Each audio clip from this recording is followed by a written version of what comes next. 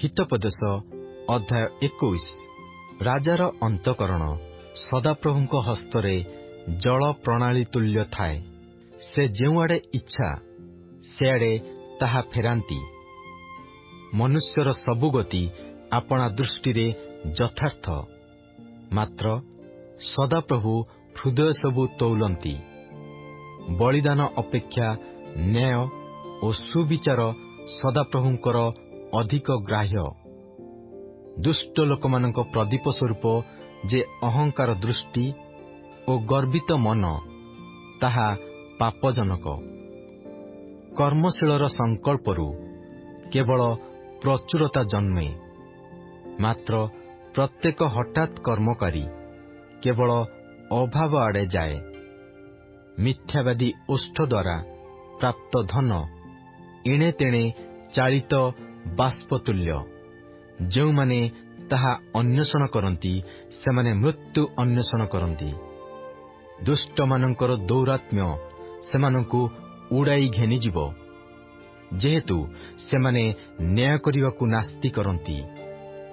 ଦୋଷରେ ଭାରାକ୍ରାନ୍ତ ଲୋକର ପଥ ଅତିଶୟ ବକ୍ର, ମାତ୍ର ପବିତ୍ର ଲୋକର କର୍ମ ସଳଖ।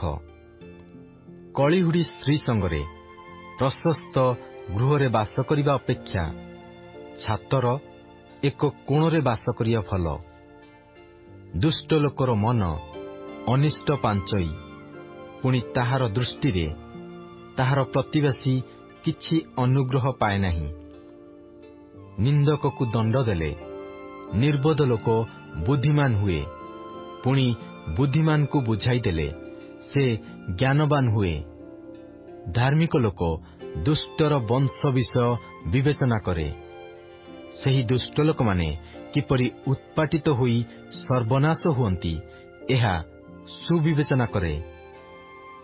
ଯେଉଁ ଲୋକ ଦିନହୀନର ଡାକରେ କର୍ଣ୍ଣରୁଦ୍ଧ କରଇ, ସେ ମଧ୍ୟ ଆପେ ଡାକିବ, କିନ୍ତୁ ଉତ୍ତର ପାଇବ ନାହିଁ। ଗୁପ୍ତରେ ଦାନ ଦେଲେ କ୍ରୋଧ ଶାନ୍ତ ହୋଇ, ପୁଣି ଅଣ୍ଟିରେ ଦତ୍ତ ଲାଞ୍ଚ ପ୍ରଚଣ୍ଡ କୋପ ଶାନ୍ତ କରଇ। ନ୍ୟାୟ ଆଚରଣ ଧାର୍ମିକ ପ୍ରତି ଆନନ୍ଦର ବିଷୟ, ମାତ୍ର ତାହା କୁକର୍ମକାରୀମାନଙ୍କ ପ୍ରତି ବିନାଶଜନକ। ଯେ ବୁଦ୍ଧିର ପଥ ଛାଡ଼ି ଭ୍ରମଣ କରଇ, ସେ ପ୍ରେରିତମାନଙ୍କ ସଭାରେ ବାସ କରିବ। ଯେଉଁ ଲୋକ ଆମୋଦ ଭଲ ପାଏ, ସେ ଦରିଦ୍ର ହେବ, ପୁଣି ଯେ ଦ୍ରାକ୍ଷାରସ ଓ ତୈଳ ଭଲ ପାଏ, ସେ ଧନବାନ ହେବ ନାହିଁ। ଦୁଷ୍ଟ ଲୋକ ଧାର୍ମିକର ମୁକ୍ତିର ମୂଲ୍ୟ ସ୍ୱରୂପ, ପୁଣି ବିଶ୍ୱାସଘାତକ ସଳ ଲୋକଙ୍କର ବଦଳି ସ୍ୱରୂପ। କଳହକାରିଣୀ ଓ ଚିଡ଼ିଚିଡ଼ିଆ ସ୍ତ୍ରୀ ସଙ୍ଗରେ ବାସ କରିବା ଅପେକ୍ଷା ନିର୍ଜନ ଭୂମିରେ ବସତି କରିବାର ଭଲ। ଜ୍ଞାନବାନର ଗୃହରେ ବହୁମୂଲ୍ୟ ସମ୍ପତ୍ତି ଓ ତୈଳ ଥାଏ, ମାତ୍ର ମୂର୍ଖ ଲୋକ ତାହା ଗ୍ରାସ କରଇ। ଯେଉଁ ଜନ ଧାର୍ମିକତା ଓ ଦୟାର ପଶ୍ଚାଦବର୍ତ୍ତୀ, ସେ ଜୀବନ ଓ ଧାର୍ମିକତା ଓ ସମ୍ମାନ ପାଏ।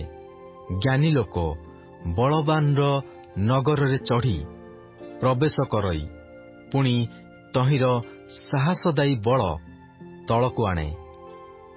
ଯେ ଆପଣା ମୁଖ ଓ ଜିହ୍ୱା ରକ୍ଷା କରଇ, ସେ କ୍ଲେଶରୁ ଆପଣା ପ୍ରାଣ ରକ୍ଷା କରଇ। ଅହଙ୍କାରୀ ଓ ଦାମ୍ଭିକ ଲୋକ ନିନ୍ଦକ ନାମରେ ବିଖ୍ୟାତ। ସେ ଅହଙ୍କାରର ଗାରିମାରେ କର୍ମ କରଇ। ଅଳସୁଆର ବାଞ୍ଛିତ ବିଷୟ ତାହାର ମୃତ୍ୟୁ ଘଟାଏ, କାରଣ ତାହାର ହସ୍ତ କର୍ମ କରିବାକୁ ନାସ୍ତି କରେ। କେହି କେହି ଦିନଯାକ ଅତ୍ୟନ୍ତ ଲୋଭ କରନ୍ତି, ମାତ୍ର ଧାର୍ମିକ ଲୋକ ଦାନ କରେ, କାତର ହୁଏ ନାହିଁ। ଦୁଷ୍ଟମାନଙ୍କର ବଳିଦାନ ଘୃଣାର ବିଷୟ, ମାତ୍ର ସେ କୁ ଅଭିପ୍ରାୟରେ ଆଣିଲେ ତାହା କେତେ ଅଧିକ ଘୃଣିତ। ମିଥ୍ୟା ସାକ୍ଷୀ ବିନଷ୍ଟ ହେବ, ମାତ୍ର ଯେଉଁ ଲୋକ ଶୁଣଇ ସେ ଅଖଣ୍ଡ୍ୟ କଥା କହିବ। ଦୁଷ୍ଟ ଲୋକ ଆପଣା ମୁଖ କଠିନ କରଇ, ମାତ୍ର ସରଳ ଲୋକ ଆପଣା ବାଟ ସୁସ୍ଥିର କରଇ। ସଦାପ୍ରଭୁଙ୍କ ବିରୁଦ୍ଧରେ କୌଣସି ଜ୍ଞାନ କି ବୁଦ୍ଧି କି ମନ୍ତ୍ରଣା ନାହିଁ। ଯୁଦ୍ଧ ଦିନ ପାଇଁ ଅଶ୍ୱ ସୁସଜ୍ଜିତ ହୁଅଇ, ମାତ୍ର ଜୟ ସଦାପ୍ରଭୁଙ୍କଠାରୁ ହୁଅଇ।